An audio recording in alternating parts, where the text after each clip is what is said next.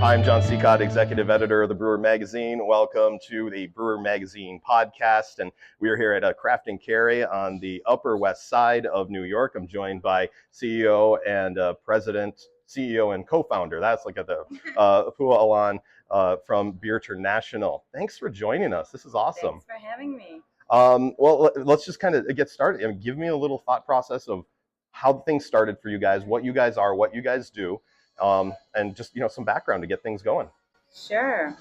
So yeah, my name is Pooah Alon. I'm an Israeli, and I worked in the craft beer industry in Israel early 2000s, and always wanted to do. I started as a bartender, and then I worked as a sales rep and marketing director for an importing and wholesaler wholesale company that imported only premium beers, mostly Belgium, beers such as Duvel, Maretsu, Saint Bernardus, Lindmans, Chimay. Yeah. So I really, this really opened my mind, and this is what introduced me to like really high quality premium beers. And then at 2010, I left the company shortly, just for a semester, to study French in Paris. And I'll get back to that later because it's important for the story. I did it for a semester. I came back, and then I was the marketing director for that company. It's called Norman Premium, it was called. And being a marketing director, I dealt a lot with export managers for all these brands, Duvel and Saint Bernardus and Chimay, and I really loved what they were doing. Just the fact of drinking good beers, talking about it, tour the world, seemed perfect to me. So I knew I wanted to do something with international sales. And then in 2015, my husband and I relocated to Boston for his work. So, and by then I already knew I wanted to do something with beer, that this is my career. And I worked for Sam Adams for almost 18 months. I worked at the visitor center, and I thought maybe, I could do something at the export department. This didn't really work out, but, I left Sam, and I was thinking, okay, I'll import Israeli craft beers. It was just starting. I knew a lot of the people behind the craft beer brands, and I thought this could be an awesome thing to do. Took me a couple of months to realize that it's just going to be so complicated, and I would have to sell the beer at a very high price. Practically hardly known Israeli craft brewery at the price of Chimay brew. Wow. So I was like, okay, I was back to square one. What am I going to do? And then I came up with the thought of, instead of importing 95% water across the world, why not producing the beers locally? Yeah. I mean, this is the U.S. We have pretty much everything here. The beer would be fresher, the process would be greener, the price would be much better.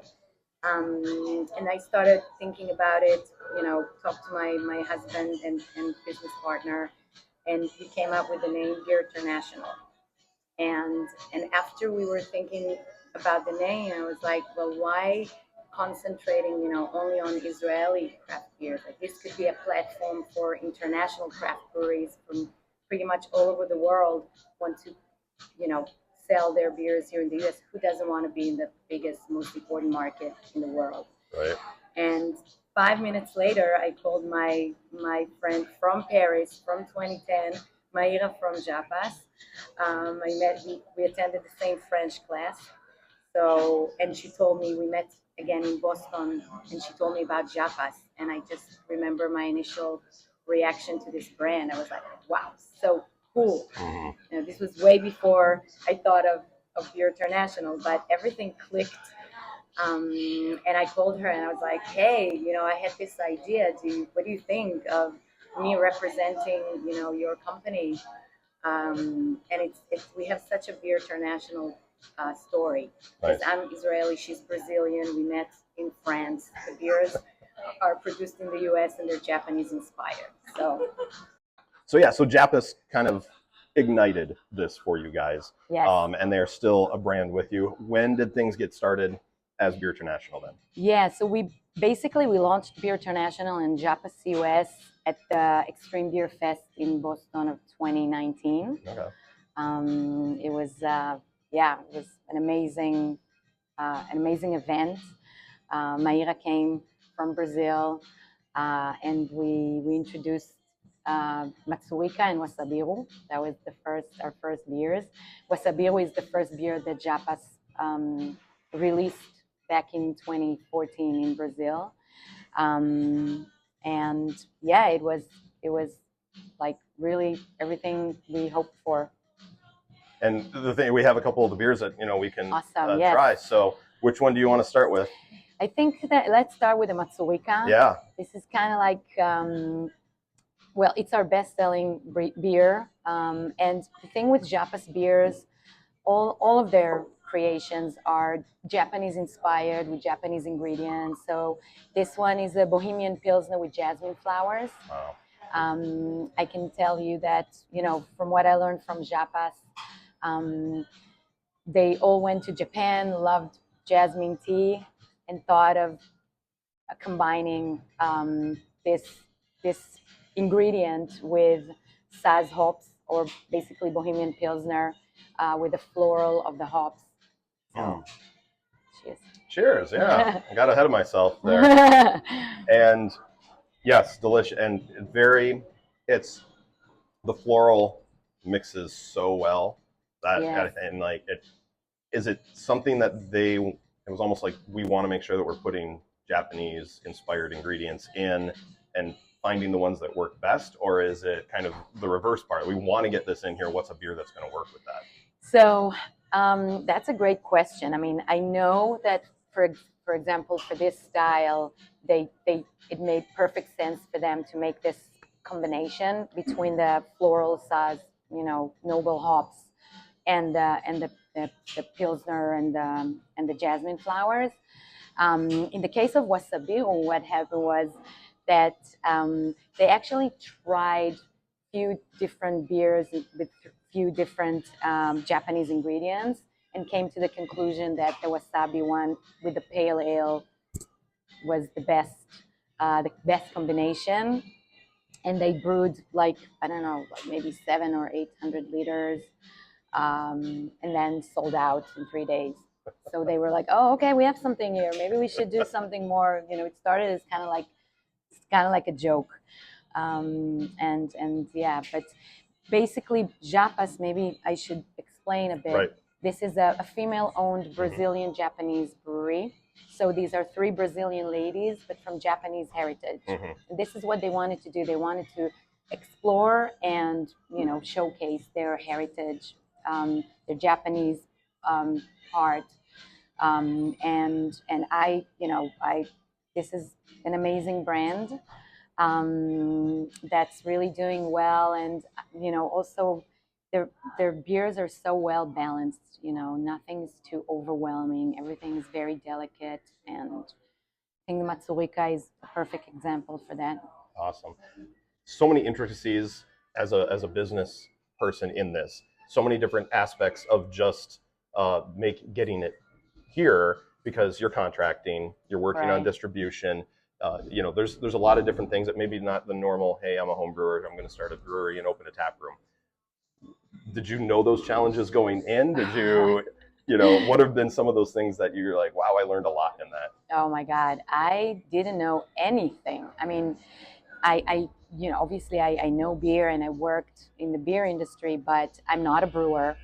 And I must say, it's pretty, the business construction, or like the way the business work, or our company works, there aren't a lot that do that, so it's still, I see, I'm in touch in different states, and they're alcohol department.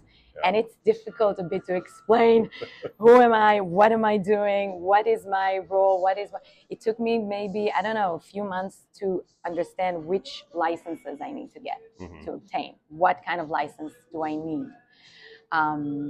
So there, I learned so much. Of course, I thought I'm saving a lot of challenges, or getting rid of a lot of challenges by producing the beers here, and definitely it's true. Yeah. But little did I know that I would need to face a very different, tons of other challenges. Yeah.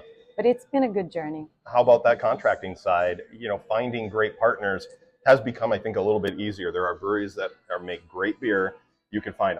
Did you go shopping for places? Did you look for people that you knew or wanted to work with? What was the story of finding people to work with to be able to produce these brands here in America? Yes. So it's also a good question, because finding a good, partner, local partner it was definitely, a big challenge. We started brewing here in New York, on Long Island. Again, almost 6 years ago. It wasn't very, as popular, or you didn't have as many options as you have today. But it was a great partner, still a brewery that I love a lot. But at some point, we started distribution in the West Coast. So on the West Coast. Wow. And in California and Oregon. So we were like, it made more sense, to brew it in a different, more central location. So at some point we moved Japas production to Illinois. And then we were, I was brewing Schnitt in New York, and then Japas in Illinois, and then Narcose also in Oslo, also in Illinois. So it was kind of like, a bit all over the place. A good thing, maybe it is, an advantage that I have this flexibility, that I'm not, not to have a brick and mortar facility that allowed me to do that. But I'm very happy that we were finally able to consolidate or centralize all the production of all the wonderful brands to Louisville, Kentucky. So yes, I was introduced to this to the great guys at Against the Grain. Yeah, we love them. Oh, hi guys. Awesome. Sam's great. I love them. They're both awesome. Sam and Jerry, Jerry, good people, and amazing, beers, and so professional, so nice, and so supportive. Yeah. So I was super happy. I was introduced to them by Mayra and Daniel. Mayra from Japas and Daniel from Narcose. So now it makes, again, everything so, makes sense. We brew everything at the same place, and yeah, that's awesome. Cool. Other brands. We were talking about other brands, but we really haven't talked about them yet. You guys have a portfolio, 4 different breweries, right? From 3 different countries. Kind of give us a rundown. We've talked about Japas, but there's 3 others as well. It's Oslo and Schnitt and Narcose. Yes. So the second brand that we added to the portfolio is Oslo Brewing Company. So it's a fantastic brewery. Well, they also contract brew out of Oslo, Norway. Oh, okay. Amazing people, 12 high school friends, all live in Oslo. One of the CEO is actually, he's from Rhode Island originally. He married a Norwegian girl. She is part of the high school friends. Again, wonderful people. We have their Nordic Pilsner, and then the Oslav. Their beers, basically they started, just wanted to show, how much they love their city, and how much the Oslo is a very, it's getting more and more famous for its uniqueness. And, you can, I still haven't been, unfortunately, but from what I was told, it's like there's a city, but you can walk 10 minutes and you're in a forest, or nature is very, very present. So their beers are kind of like, you can have them while you're in nature, and just wanted to, again, show the world how wonderful Oslo is. So that was, and Oslo, one of the Oslo founders, Stefan, was actually in one of my tours at Sam Adams. Oh, wow. And we talked, and he was in Tel Aviv. He loves Tel Aviv, and he was, we stayed in touch, and then it came together. Again, very cool story. Yeah. Narcose, Narcose, yes, I mentioned, I knew them from Japas. So Daniel from Narcose, it's a family-owned brewery, and all the family. So it's mom, dad, and then Daniel and his sister, and the brewery is located at the south of Brazil, very close to the beach. All of them scuba dive, so that's why the scuba diver is like okay. there. And Narcose is like it's narcosis. So this phenomena when you dive and then you go up very fast, and then your head is, you get a sensation that's close or similar to drunkenness. Oh, okay. So yes, so this is Narcos. Again, great, Daniel, great brewer, great person, great to work with him. Yeah. And Schnitt is actually, it's the family. It's my family. Awesome. My brother is one of the owners and founders of Schnitt Brewing Company in Tel Aviv, and him and his business partner introduced me to the beer world through that company, the importing and wholesaler company. Awesome. So it's all coming back together.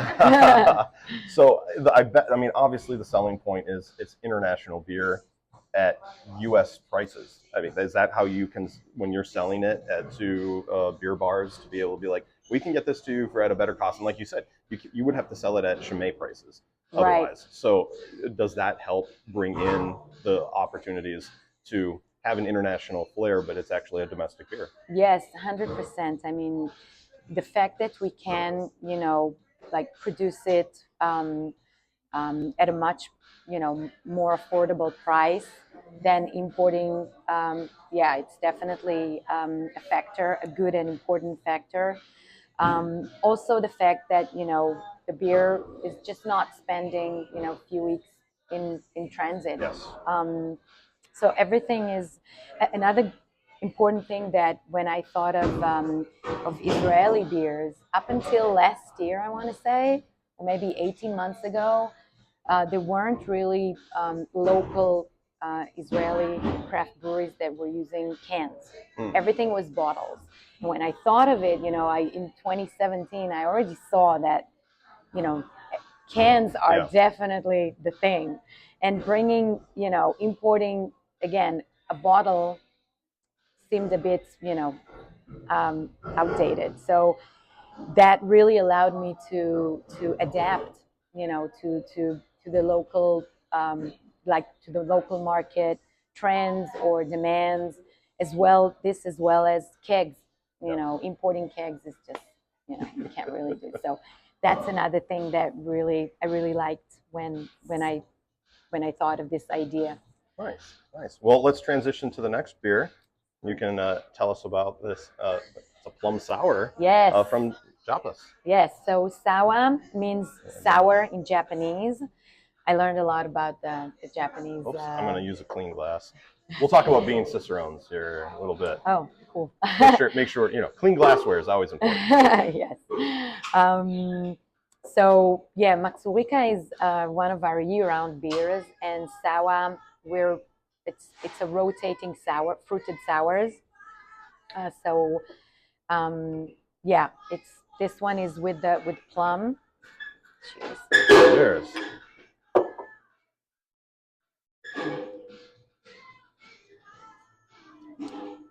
And the fruited Very sours delicate. is such a great beer that has been rising, Right. and they're being made better even, and the quality is obviously so important now. Yes. And plum, a great way to be able to bring that tartness, but still have that fruitiness in it. Was this, what was the reason for this? Because the plums are Japanese. That's where another Yes. piece of it. This was one of the, also I think, the first sours we ever made. Definitely plum, an important fruit in the Japanese culture, and also the name I learned, because sawa does resemble the word sour. And yeah, a lot of words in Japanese are influenced by international languages. So this is, from what I learned, sawa is definitely coming from the word sour. And again, just a great example for Japas ability to combine and make everything come together in such a beautiful way. Nothing is just, okay, we'll just add this fruit and that's it. No, everything is well thought. The art, by the way, the beautiful art behind the brand is done by Yumi, one of the co-founders. So that's also very cool. Yeah, very light, refreshing. Again, nothing's too puckery or tart or. Right. Well, we kind of talked about Cicerone training. What you're a certified, was that level 2? Yes. I've got to level 1, and then it literally just on a whim, I'm going to take the test just to see, and passed on the first. And great, I know how to pour a beer. What's that challenge, that change? Because once you get to level 2, there's actually some training involved. There's some thought process. Why did you do it, and how did you do, and why did you want to do it? All that stuff, Yeah, I mean, I did it while I was working at Sam Adams. Okay. And yeah, I did the level 1, and it was, again, I knew about beer. I did have some trouble with all the local, there's some local things about how much you can drink and drive. Oh, yeah. So that was not my best. This is where I did less well, but I don't know. It just felt like, I mean, it's such a challenge. I mean, really, the Cicerone, the level 1 and level 2 are, you have to really, really know a lot about beer and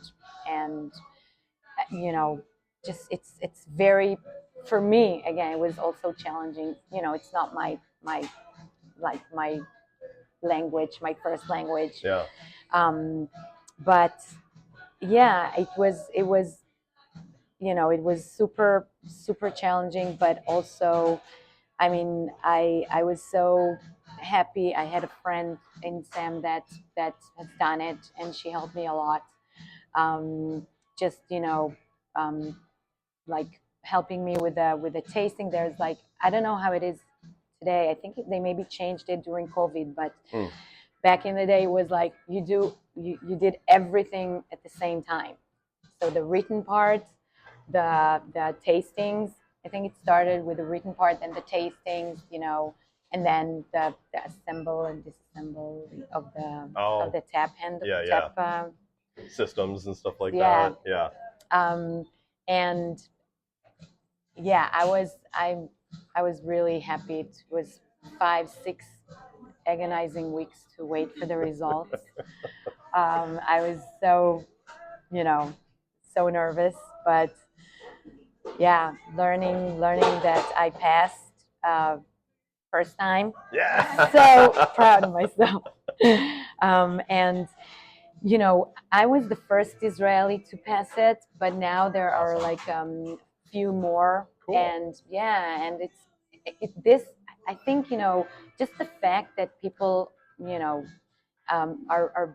are doing this, are starting so hard, and they want to know more about beer, and they care about how beer is being served, or the differences between the styles, or what goes well, how to combine it with food. Everything is, I mean, people put a lot of time, energy, sometimes money, into really, really know more about this amazing drink. And I love it. Just the fact that there are more Israel is a small country, and to see that there are more people doing it, it's awesome. Yeah. What's the future hold for you guys? You have the 4 brands now. You've been able, through friends, family. Is this something you're looking to expand upon? Or is this like, we're happy with where we are, we're doing great? What's the future of Beerternational? Yeah, I mean, right now we're not actively looking for adding more brands to our portfolio, but Mm-hmm. it's definitely something that I see in the near future. I don't know, maybe next year, in a year or two. Mm-hmm. We're currently selling in 16 states, and I think, just concentrating on these markets and then maybe expand within the US would be great. And I think what I want, that the way I would love to think about Beerternational is that when someone hears the name Beerternational, they will know this is a good beer involved, and they will want to try, oh, I had Oslo, oh cool, Schnitt is also from Beerternational, I'll try that, oh, Japas, so this is where I really want to see the company going, and I again, I think having the right brands with such wonderful beers and great people behind the brands, and great local partners, I feel we're doing something right, so I'm happy. Awesome. Well, we're not going to drink all these beers on camera, but we'll do some of them after the fact. But I appreciate you taking the time to come and talk to us. Thank you. I just happened to be in New York, and this is the first person I got a hold of. I wanted to talk to you. I thought it was a great story, and hopefully you guys continue to succeed. And I love the business idea. So cheers. Thank you. Cheers. Don't forget, you can always check on brewermag.com. You can also see us on YouTube and listen to us on Spotify. And don't forget daily updates on Facebook, Instagram, and X. I'm Executive Editor Jon Sicotte for brewermagazine.com.